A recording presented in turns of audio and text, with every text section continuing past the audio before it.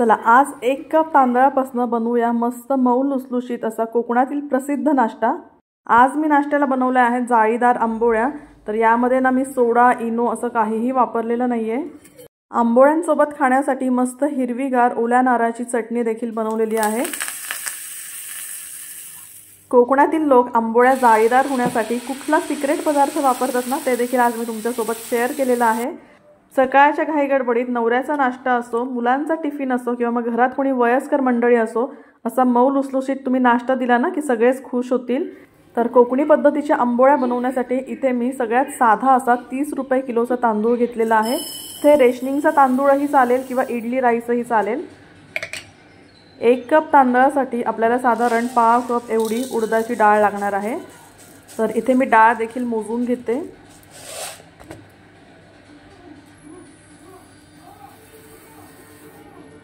उडदाची डाळ आणि तांदूळ आपल्याला पाण्याने स्वच्छ 3 ते 4 वेळा चोळून धुवायचं आहे। ह्यातला सगळा स्टार्च निघून गेला पाहिजे, एवढं फक्त लक्षात घ्या।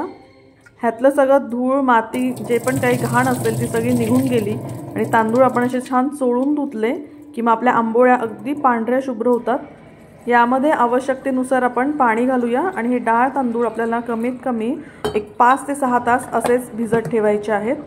डाळ तांदूळ तुम्ही जेवढा जास्त वेळ भिजवाल ना तेवढ्याच तुमच्या आंबोळ्या छान जाळीदार होतील। आता इथे साधारण 6 तास झालेले आहेत।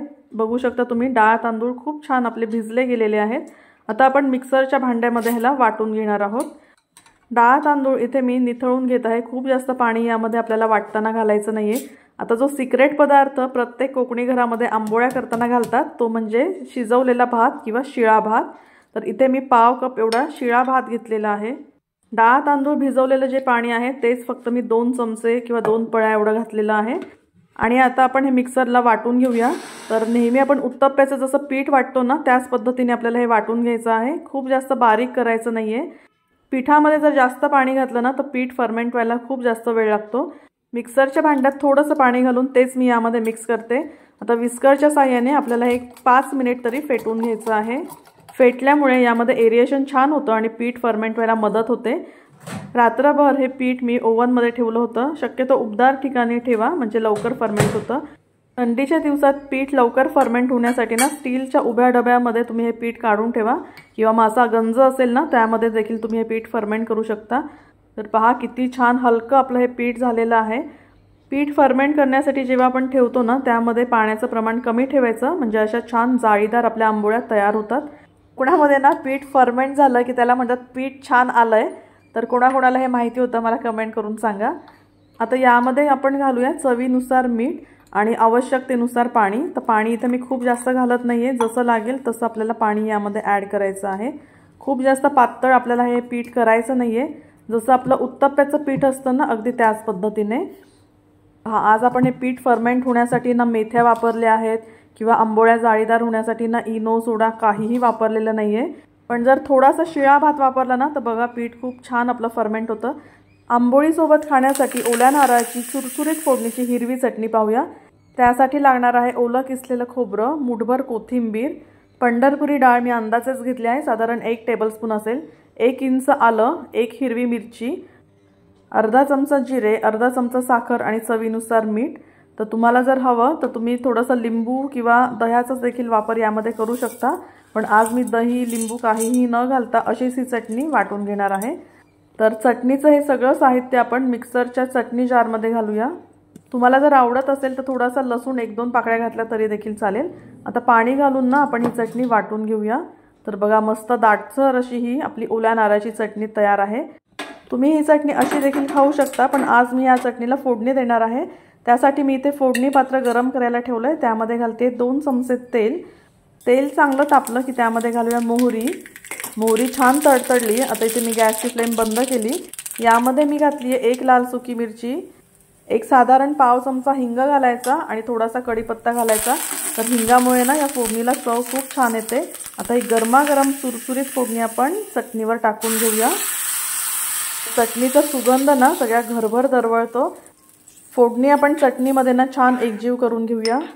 पहा किती छान दाटसर अशी हिरवी आपली ओल्या नारळाची चटणी तयार झालेली आहे।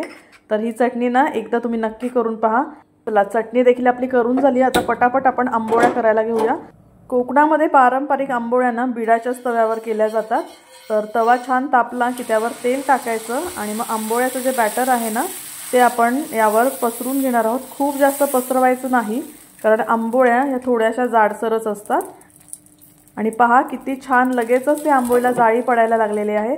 थोडंसं तेल टाकून झाकून घ्यायचं आणि एक बाजू झाल्यानंतर आपण ही आंबोळी ना अशी टर्न करून घेणार आहोत। आणि पहा मस्त गरमागरम मऊ लुसलुशीत जाळीदार आंबोळी आपली तयार झालेली आहे की नाही सोपी करायला। तर चला अशाच पद्धतीने मी पुढच्या देखील आंबोळ्या करून घेते।